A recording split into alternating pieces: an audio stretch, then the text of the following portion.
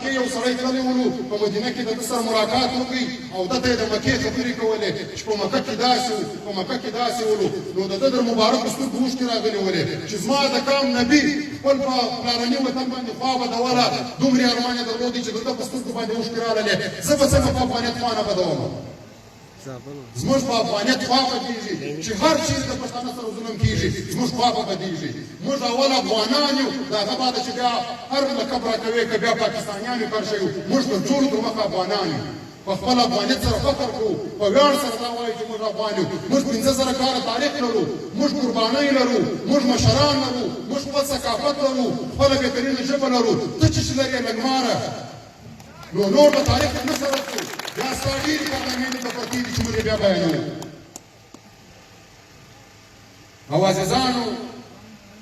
موږ د دې خلکو د نسل سره اختلاف نه لرو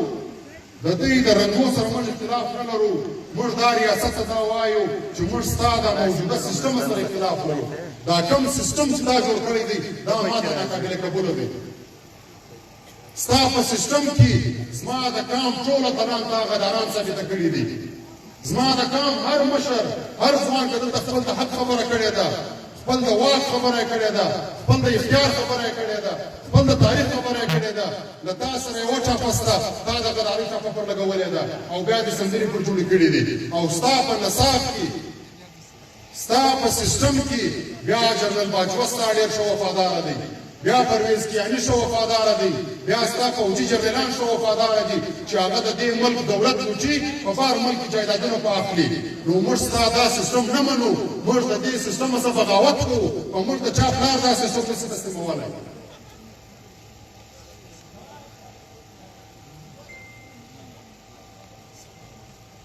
نو زموږ دلته خبره د دې سیستم سره ده زموږ دلته د دې جګړې سره اختلاف نشته زموږ د دې آینه سره اختلاف نشته نه زموږ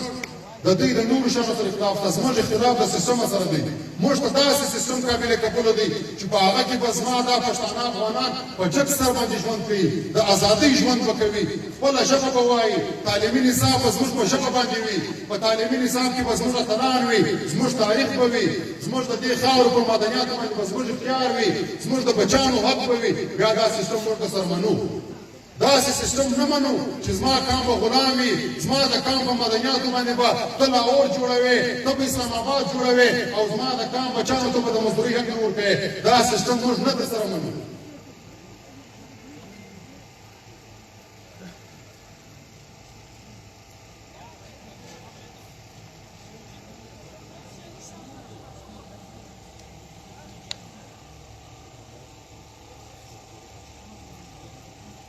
او بله خبره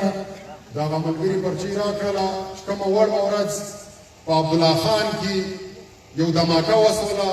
عزیزانو دغه یو شي کې سوچ بند کړي په 2008 کې زموږ صوبې ته دلته اپسي راغلی ده دا اپسي د دې شي دپاره راغله چې دلته ول په دا صوبه کې بدامني ده دلته په دا صوبې د عوام ته امن ورکوي خو کله چې دلته اپسي د امن دپاره راغله موږ ته بې امن راکوئ او زموږ دوی خپل د وفا کسه خپله تنخوا جلا اخلي بیا دلته زموږ دا صوبایي ګورنمنټ د کاله 4.5 اربه روپۍ دوی ته نورې اضافه ورکوي د دې شي دپاره چې دوی به موږ ته امن راکړي خو د 2008 ونیسې بیا نن تر 2020 پورې دا فورس دلته د امن پر نامه راغلی وو خو دلته یې امن نه قایمه کوئ بلکې دلته یې نوره بدامني جوړوله دلته دا خلک په پیسو باندې روږ شول دې خلکو دلته کاروبار شروع کړي ټارګېټینګ یې شروع کړي هغه به راتاوان یې شروع کړي نو کله چې 2 میاشتې مخکې د دوی ټیم په رسولو او وفاق دا نوټیفیکیشن وکړي چې اپسي به اوس د دې ځایه ځي دلته به امن د امن او امان ذمهواري پولیسو ته ورکوي نیویزو ته به ورکوي خو دا همیشه چې داسې وځي چې د دوی ټیم ختم سي بیا دلته بدامني شروع سي دلته بم دماکې شروع سي بیا د دوی ایجنټان خلک راسي بیانونه ولګوي چې ښار دې پورته اپسي ته والا سي بدامني شروع سوه نو دا د کلا عبدالله بم دماکه یا د سرینا او چل بم دماکه یا داسې نور واقعات دا ټول د دې دپاره کېږي چې دوی یو وار دلته بیا اپسي مسلطه کوي خو دلته چې په کلا عبدالله کې کومه دماکه وکړله په هغه کې مقصد دا ولو د هغه دماکې د ورځې څه هلته 6 کسان دوی پورته کړي دي چې هغه چونکې د دې دماکې چې شمودي د ګوایانو ویډیو یې کړې ده هغه کسان تر ننه پورې لاپته دي موږ دلته د دې حکومت سره دا غوښتنه کوو چې دا ځوانان دي په صحیح سلامت باندې پرېږدي. که چیرې دا ځوانان وځنډېدل یا د دې ځوانانو سره یو غلط چلچلن وسولو، دا غورځنګ اوس په وجود لري دلته، موږ به دلته لاریون کوو، دلته به احتجاج کوو، دلته به مظاهرې کوو. ستا دا تماشې اوس نه چلېږي، یا خو به ته دلته خپل عمل سموې یا که دلته دا تماشې کوې. ستا مخنیوی اوس موږ کوو عزیزانو. وخت ناوخته دی، خبرې ډېرې راسره دي. مخکې ملګرو ډېر اوږده مجلسونه وکړل، ډېر په تفصیل دلته وغایدل. عزیزانو، دا کومو شهیدانو چې شهادت ورکړی دی، دا کومو ملګرو چې قربانیان یې ورکړي دي،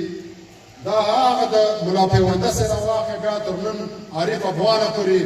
دا قربانیانې، دا به دلته دا وړ کوو چې دا د دوی قربانیانې به داسې ایله نه پرېږدو. دا سرته رسول غواړي د کوم مقصد لپاره چې دا قربانیانې سوي دي، دا مقصد سرته رسول غواړي. که موږ په دا مقصد